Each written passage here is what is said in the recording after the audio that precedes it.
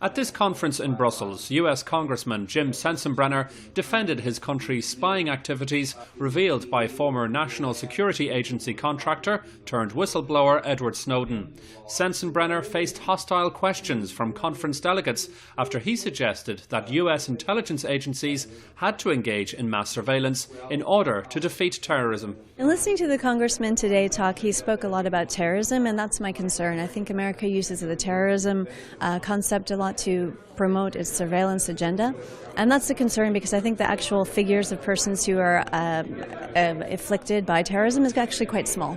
Leaked documents show that US intelligence agencies have illegally recorded billions of overseas phone calls made by US citizens. Trillions of emails and social media communications belonging to ordinary citizens around the world have also been intercepted by the US. Dozens of embassies and government institutions have been hacked into.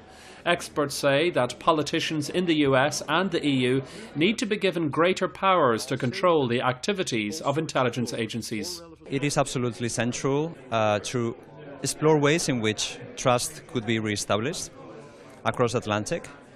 Trust not only between governments, but also private sector and individuals who are very much concerned about how their data and their information is used for law enforcement purposes. Analysts say the reason that the EU will not take any action against the US over the spying activities is because Brussels and Washington are currently negotiating a multi-trillion euro trade deal. Campaigners say that the EU's weak response to the Edward Snowden revelations proves that the United States can act against citizens with absolute impunity. So far, none of the data sharing agreements between the EU and the US has been scrapped or even suspended in the light of the NSA spying scandal. Jerome Hughes, Press TV, Brussels.